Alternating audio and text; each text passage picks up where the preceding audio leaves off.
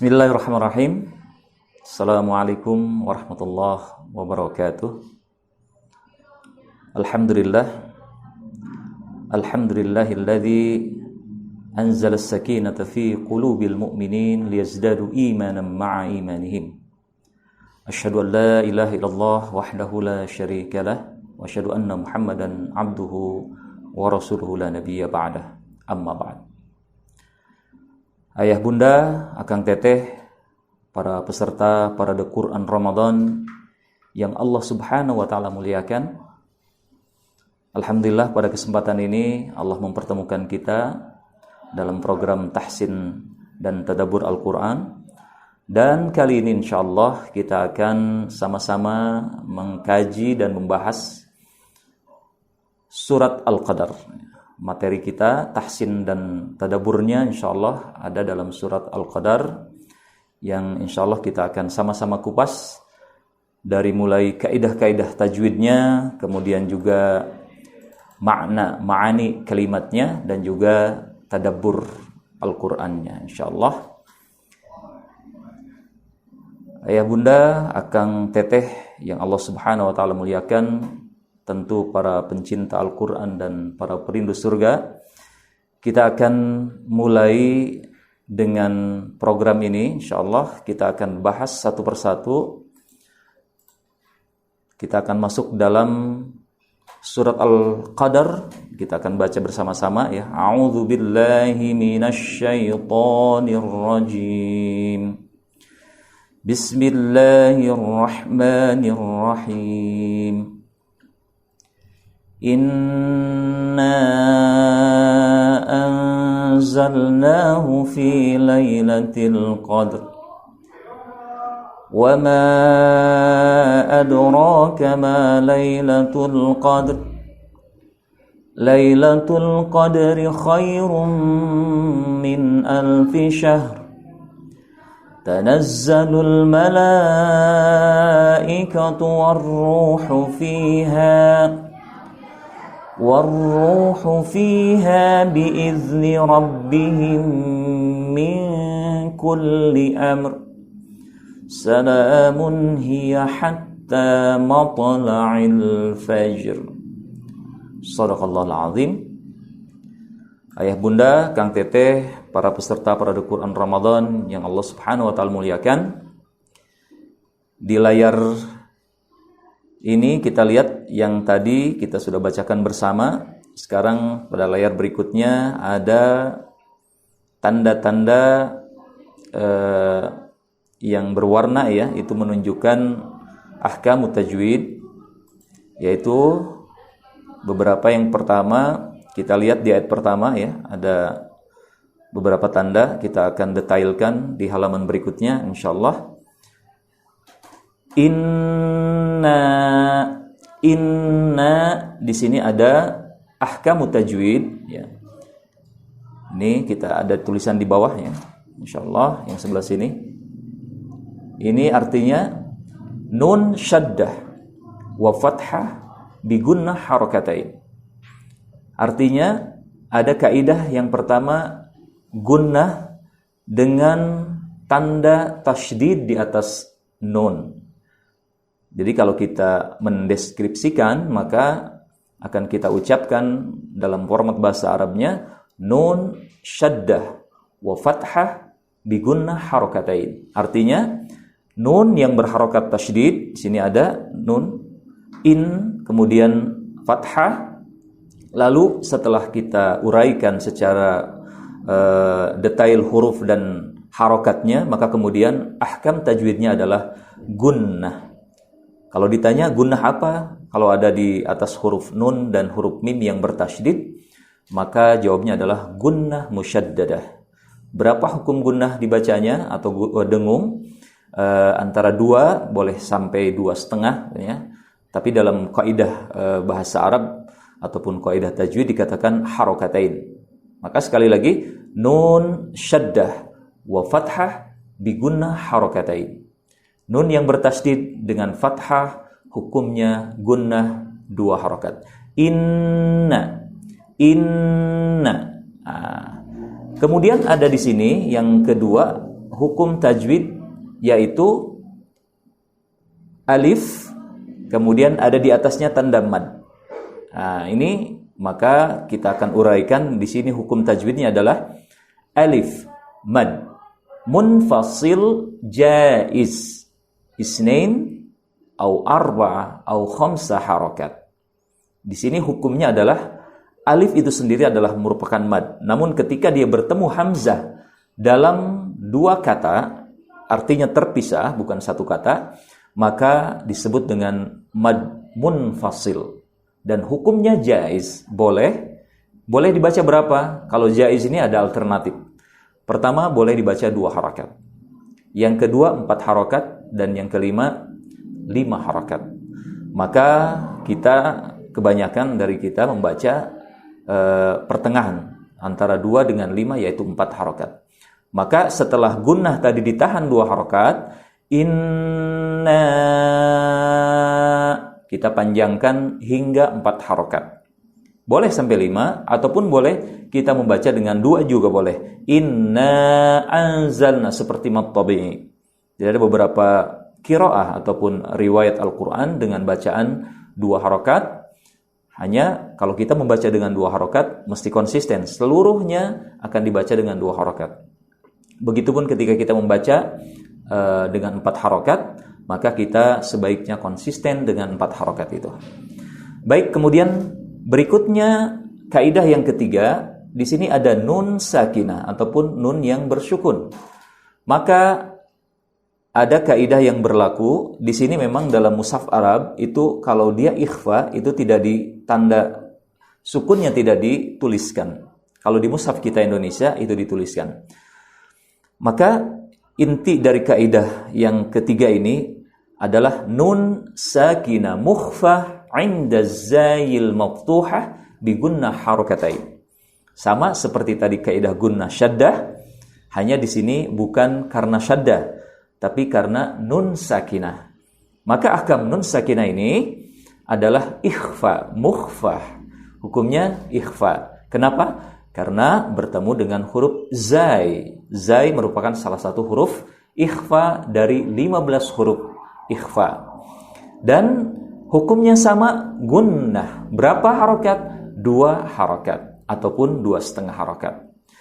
Maka ayah bunda, akang teteh, apabila kita mendengar istilah gunnah, apa yang harus kita lakukan ketika kita membaca Al-Quran? Yang pertama adalah kita menahan bacaan itu, artinya tidak langsung kepada ayat berikutnya ataupun kepada kalimat berikutnya.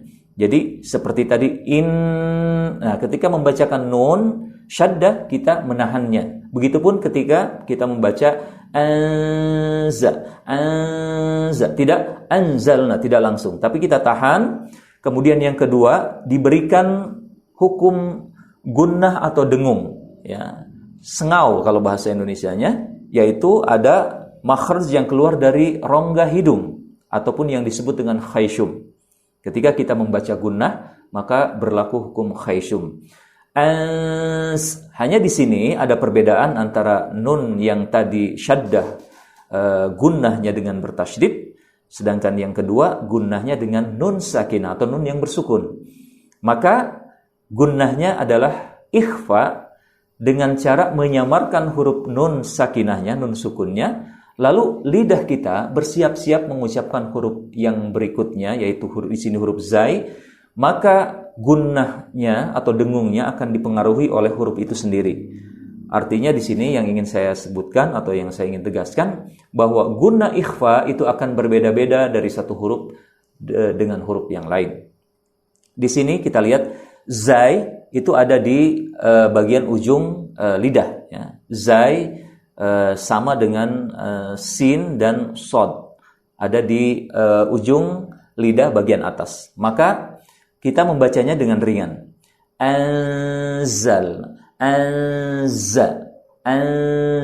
Anzalnahu.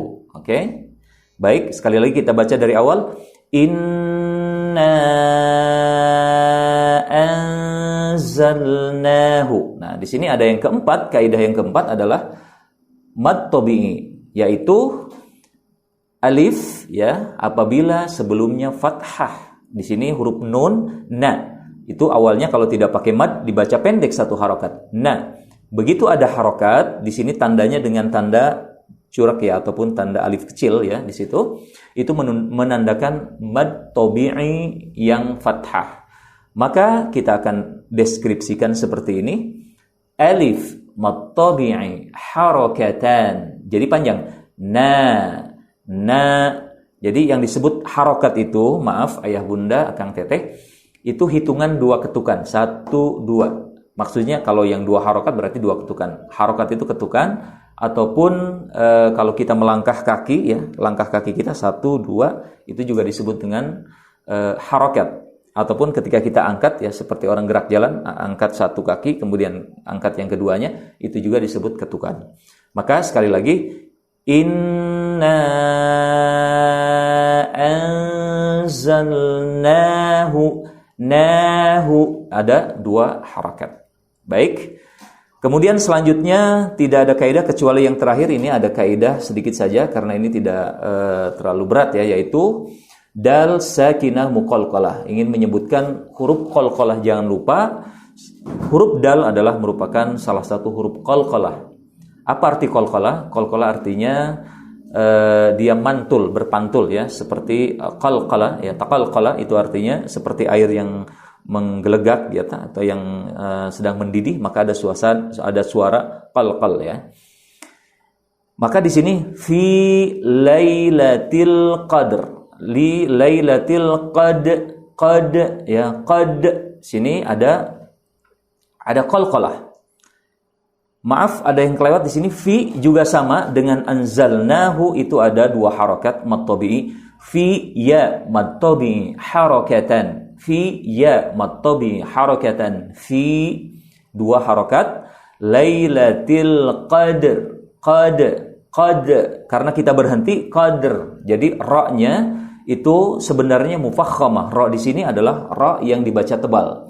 Namun karena berhenti ya, jadi tidak begitu seperti kalau kita lanjutkan fi lailatil qadri ya, qadri itu akan kelihatan tebal karena kita berhenti menjadi sukun atau sakinah, maka kita baca ra itu agak sedikit bukan tipis tapi terdengar begitu. Inna anzalnahu fi lailatil qadr ya gitu.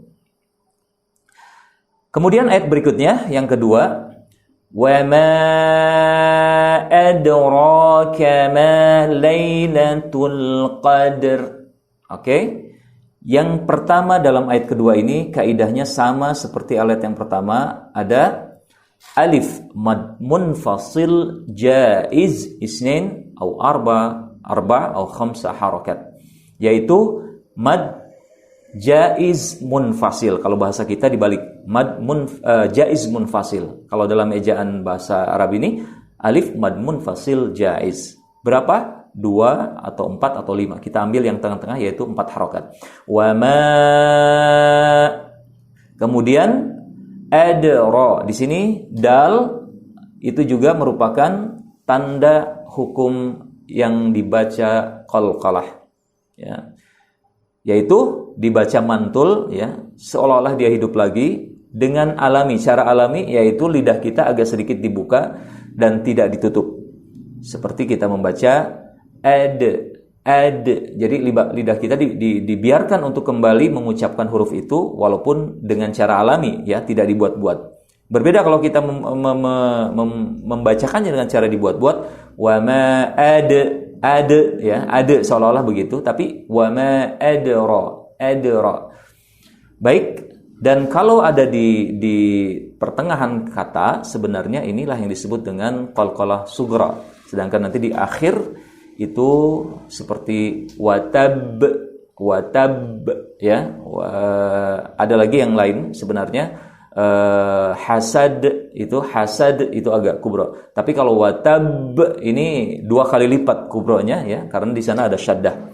Baik, kita lanjutkan. Wa ma adraka, ra ini ada alif mad tabi'i harakatan. Di sini disebutkan ada alif yang menjadi mad tabi'i dibaca 2 harakat. Wa ma adraka ma lailatul qadr, ya, qadr. Jadi di sini ra-nya tidak begitu jelas karena dalam keadaan sukun. Namun betul-betul dibaca, ada pantulan atau ada bacaannya, ya tidak sama sekali kita berhenti. Kalau kita membaca wa ma adraka ma lailatul qadr sampai berhenti di dal, kemudian tanpa dikolkolahkan, kemudian tanpa sedikit ada getaran ra, huruf ra, maka kita sebenarnya tidak membaca huruf ra. Nah, qad gitu ya, tapi qadr. Jadi ada ra-nya kita ucapkan. Baik, ayat yang berikutnya adalah Lailatul Qadri khairum min alfi syahr. Lailatul Qadri. Di sini ada lagi-lagi dal sakinah muqalqalah, sukun yang qalqalah yang dibaca mantul. Kemudian khairum. Oke, di sini ada kaidah yang disebut dengan idgham bigunnah. Kalau dalam deskripsinya, maka apa yang menyebabkan idgham bigunnah ini? Yang pertama adalah ra tanwin bidhammi, huruf ra yang ada dalam keadaan tanwin dengan dhammah. Kemudian kita sebutkan mudghamah yang diidghamkan atau yang disatukan, yang dileburkan kepada apa? Indal mim al-maqsurah, pada huruf mim yang kasrah, ya, dalam keadaan kasrah ke bawah, maka hukumnya bi gunnah harakatain, dengan gunnah 2 harakat. Jadi gunnah pada intinya seluruhnya dibaca 2 harakat ataupun 2,5 begitu. Maka di sini kita baca khairum min alfi syahr. Khairum min alfi syahr. Di sini syahrin juga adalah ra mufakhamah karena dia sebelumnya adalah dalam keadaan sukun, ya. Kemudian di sini ada waqaf yang berhenti karena di akhir ayat, ya, walaupun kita bisa sambungkan. Kalau kita sambungkan maka hukumnya akan menjadi gunnah. Syahrin tanazzalu, ya, min alfi syahrin tanazzalu. Namun kalau berhenti kita min alfi syahr. Oke. Berikutnya adalah ayat yang keempat. Tanazzalul malaikatu warruhu fiha. Tanazzalu al-malaikah, di sini ada hukum tajwid, ya. Mungkin dari yang sebelumnya ada sedikit perbedaan, ya, namun harokatnya hampir sama, yaitu alif mad muttasil wajib. Nah, kalau yang tadi kita sebutkan alif mad munfasil jaiz. Jadi kalau mad munfasil yang terpisah hamzahnya setelah mad tabi'i, maka disebut dengan mad jaiz munfasil. Tapi ketika bersatu dalam satu kata, maka disebut dengan mad wajib muttasil, bersambung. Muttasil artinya bersambung. Tadi munfasil terpisah. Maka hukumnya wajib dibaca berapa? Arba'ah au khamsah harakat. Arba'ah au khamsah harakat. 4 atau 5 harakat, ya. 4 atau 5 harakat. Maka kalau kita ambil yang 5, akan kita baca tanazzalul malaikah, ya. Kalau kita baca 4, tanazzalul malaikah. Jadi boleh dibaca. Kalau kita ambil 4 misalnya, tanazzalul malaikatu warruhu fiha.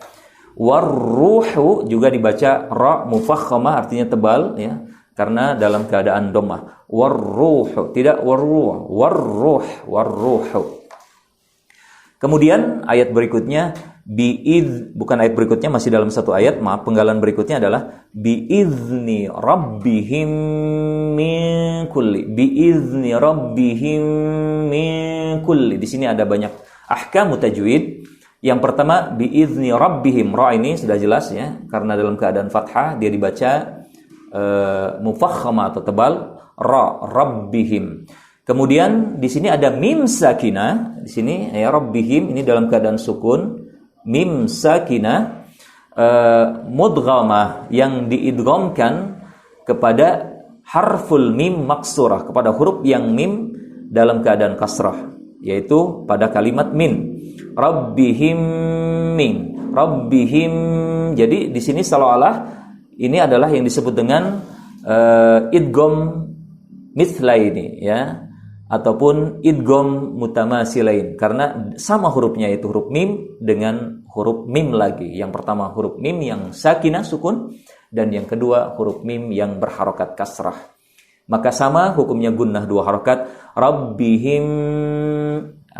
Setelah itu ada hukum lagi yang kedua, min kulli, yaitu nun sakinah, nun yang berharokat sukun, maka ada kaidah gunnah lagi, yaitu ikhfa, karena huruf setelah nun sakinah, nun sukunnya adalah huruf kaf. Maka dibaca di sini deskripsinya, nun sakinah mukhfa indal kafi maftuha. Indal kafil madmumah, yaitu nun yang keadaannya sukun, setelahnya huruf kaf yang berharokat dhammah. Jadi bi gunnah harokatain tetap sama dibaca gunnah 2 harokat dengan cara membaca min kulli. Tadi saya sudah sebutkan bahwa untuk kaidah ikhfa, huruf-huruf yang setelah atau terletak setelah nun sukun atau tanwin, dia akan mempengaruhi tipis tebalnya kaidah gunnah itu sendiri. Jadi di sini min kulli, karena kaf ini adalah salah satu huruf yang dibaca di pangkal lidah, namun agak sedikit di depan ya, bukan huruf qaf. Beda dengan qaf, itu agak tebal. Kaf itu termasuk huruf yang dibaca hams. Maka kita membacanya min kulli, ada gunnah atau sengau yang terlihat jelas, karena memang kaf ini juga merupakan huruf yang dibunyikan sebagian besarnya dengan rongga ataupun melalui rongga hidung. Min kulli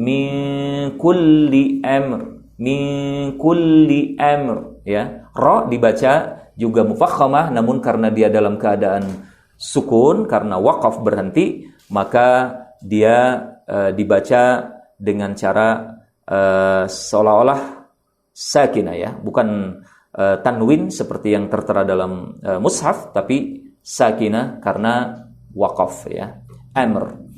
Maka ayat terakhir ini kalau kita baca sekaligus tanpa waqaf, maka ra dibaca mufakhamah dalam keadaan tanwin dan akan berlaku kaidah gunnah ya, karena setelahnya huruf sin.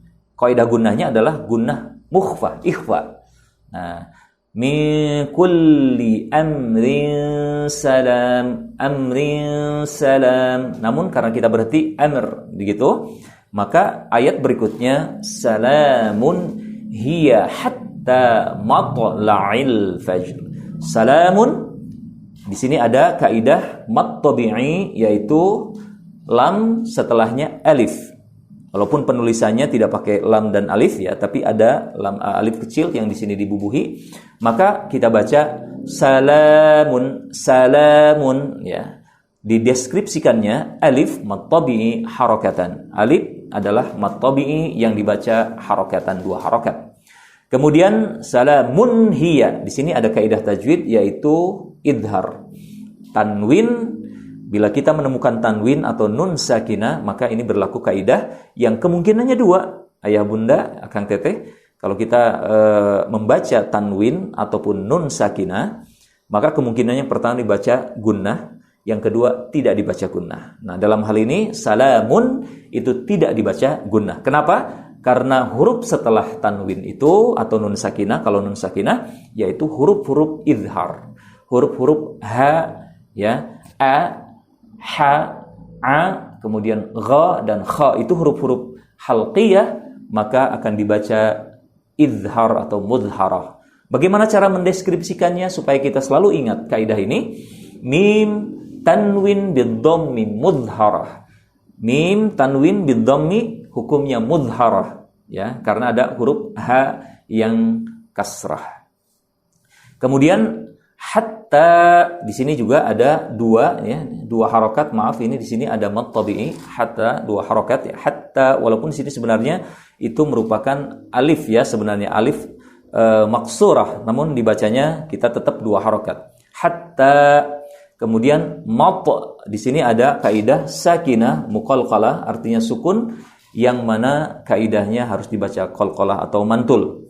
Mad ya, tidak mad tapi mad la'il faj. Di sini juga ada sakinah muqalqalah yaitu huruf jim ya. Maka sama-sama dipantulkan. Ada dua berarti huruf qalqalah dalam ayat ini. Pertama ta, yang kedua jim.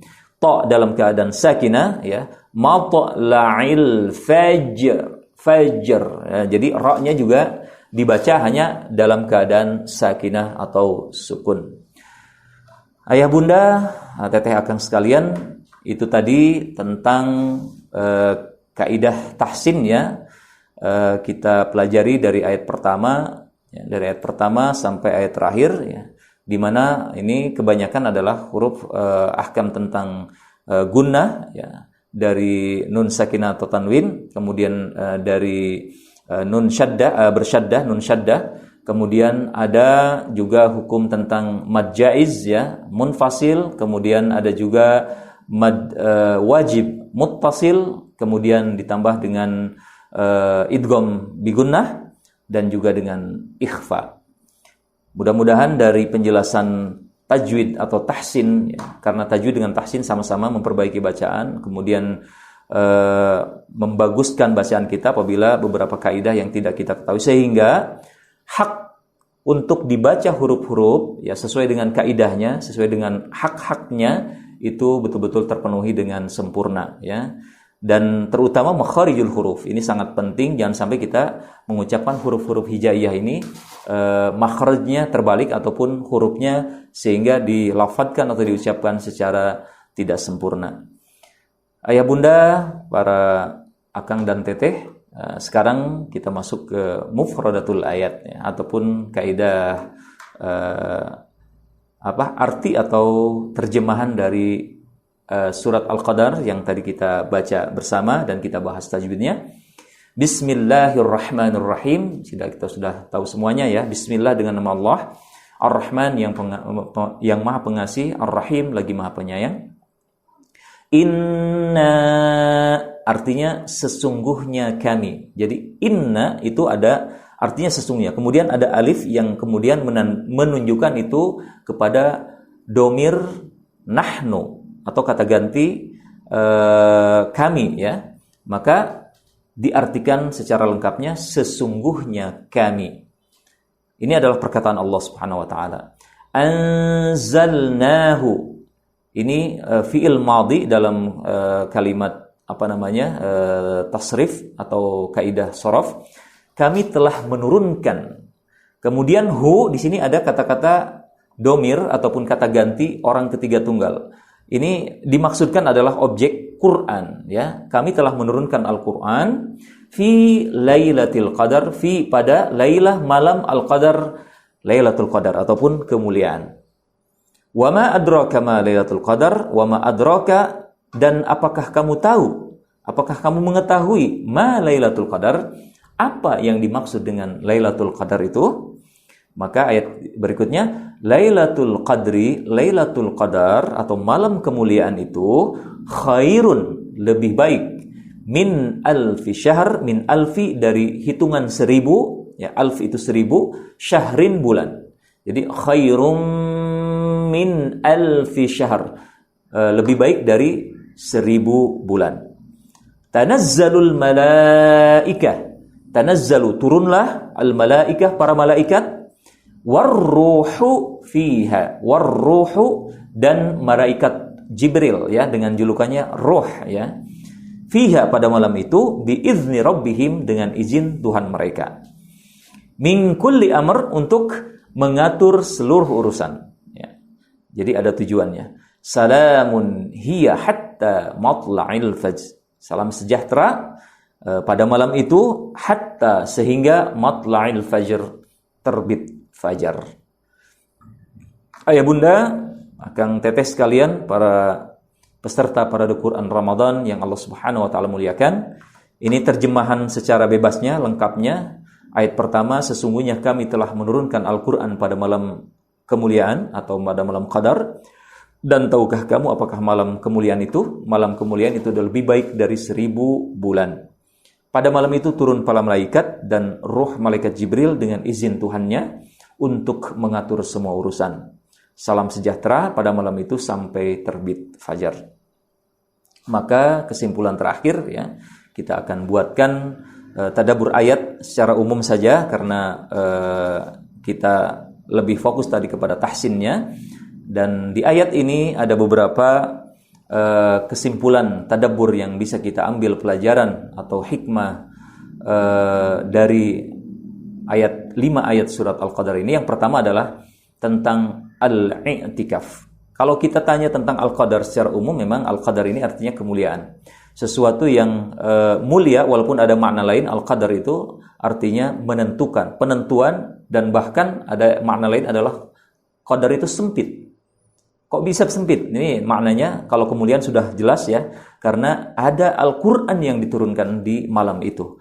Maka ayat pertama dengan kata-kata lafaz inna, sesungguhnya, ingin menegaskan Allah kepada kita bahwa Al-Quran itu telah diturunkan oleh Allah pada malam kemuliaan.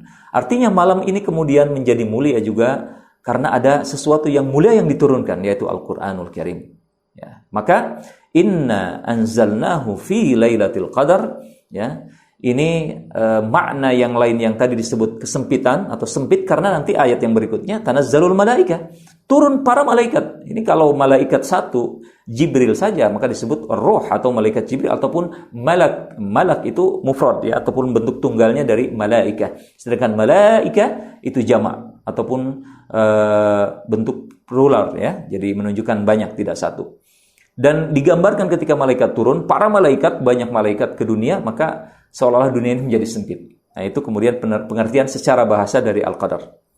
Kemudian makna yang lain adalah penentuan atau menentukan, yaitu ketika turun tadi di ayat terakhir, tanazzalul malaikatu warruhu fiha biidzni rabbihim min kulli amr. Jadi mereka menentukan ataupun kemudian memberi ketentuan qadar ya. Qadar itu ketentuan juga tentang nasib kita, nasib para umatnya di malam itu. Makanya nanti kita keutamaan malam itu harus betul-betul dimanfaatkan agar tidak ada ketentuan yang kemudian buruk untuk kita. Tapi sebaliknya, karena kita memanfaatkan dengan sebaik-baiknya, kemudian kita mengoptimalkan dengan ibadah-ibadah yang luar biasa, maka kita insya Allah akan ditentukan takdir kita dengan takdir yang baik oleh Allah Subhanahu wa taala. Demikian makna secara bahasa dan secara istilah dari Al-Qadar. Kemudian anjuran ya untuk kita melaksanakan berbagai aktivitas. Yang pertama adalah al-i'tikaf. Kita berdiam diri di masjid. Apa dalilnya? Maka ada setidaknya ada 3 ya, ada 3 riwayat. Pertama adalah anna Nabiy sallallahu alaihi wasallam kana ya'taqifu al-'ashr al-awakhir min Ramadan hatta tawaffahu Allah, thumma i'takafa azwajuhu min ba'dih. Bahwa Nabi Muhammad sallallahu alaihi wasallam ketika semasa hidupnya itu sering melakukan i'tikaf di 10 malam terakhir dari Ramadan. Kemudian ketika Nabi meninggal, kebiasaan ini dilanjutkan oleh para istri-istrinya. Kemudian yang kedua, karena Rasulullah SAW yajtahidu fil ashril awakhir ma la yajtahidu fi ghairih. Nabi betul-betul bersungguh-sungguh, berusaha dengan keras dan optimal dan maksimal ya, dalam 10 malam terakhir, dan itu tidak dilakukannya selain pada malam itu. Di malam-malam biasa ya, selain 10 malam terakhir di bulan Ramadan itu betul-betul Nabi ingin membedakan dari malam-malam yang lainnya dengan mengoptimalkan, memaksimalkan dan bersungguh-sungguh ya untuk melakukan ibadah-ibadah di bulan itu. Dan yang terakhir, kana Nabi sallallahu alaihi wasallam idza dakhala al-ashru al-awakhir min syahri Ramadan shadda mi'zarahu. Nabi mengencangkan ikatan sarungnya. Ini gambaran bahwa Nabi fokus terhadap ibadah, tidak menggauli istrinya ataupun tidak berdiam diri di masjid, tapi kemudian fokus dalam ibadah kepada Allah Subhanahu wa taala. Lalu tidak cukup sampai di situ, wa aiqadha ahlahu. Nabi juga membangunkan para keluarganya. Sanak keluarganya kemudian dibangunkan untuk ikut terlibat ya, bersama Nabi menghidupkan, dan yang terakhir adalah menghidupkan malam-malam di 10 terakhir Ramadan. Jadi yang pertama itu, yang kedua adalah kasratud du'a wal istighfar. Maka sebaiknya kita melakukan banyak doa dan istighfar pada Allah Subhanahu wa taala. Karena malam yang mulia ini kemudian Allah memberikan ampunan ya. Dan ada hadis yang kemudian menganjurkan, bahkan lafaz doanya kemudian diajarkan oleh Nabi kita Muhammad sallallahu alaihi wasallam, yaitu faqultu ya Rasulullah ara'aita in waqaftu lailatal qadri ma ad'u qal taqulina. Ini Siti Aisyah pernah bertanya kepada Rasulullah sallallahu alaihi wasallam, wahai Rasul, ketika aku mendapati Lailatul Qadar di 10 terakhir Ramadan, apa yang harus aku lakukan dalam berdoa? Atau doa apa yang harus aku panjatkan? Maka qala Rasulullah, taqulina, maka katakanlah, Allahumma innaka afuwun karim tuhibbul afwa fa'fu anni. Wahai Allah, sesungguhnya Engkau Maha Pemaaf dan Pengampun ya, dan Engkau menyukai ampunan, maka ampunilah dosa-dosa kami. Allahu Akbar. Ayah bunda, teh akang, doa ini sangat luar biasa. Maka apakah Allah tidak akan mengampuni ketika kita dianjurkan doa ini spesial di malam-malam Lailatul Qadar? Kalau ada yang bertanya, sebenarnya dari 10 itu malam yang mana saja? Maka sesungguhnya hadis memang tidak ada yang spesifik menyebutkan malam-malam tertentu, karena kebanyakan hadis menjelaskan 10 malam terakhir, dan itu mencakup baik malam yang genap ataupun yang ganjil. Walaupun ada sebagian hadis yang menyebutkan di malam-malam ganjil, di al-ayyamul witr, akan tetapi atau fi lailatul witr, akan tetapi ketika kita memanfaatkan waktu itu dari tanggal 20 ataupun di malam 21 hingga malam ke-30, kita akan meraup insyaallah kemungkinan dimanapun hari terjadi atau malam terjadi Lailatul Qadar.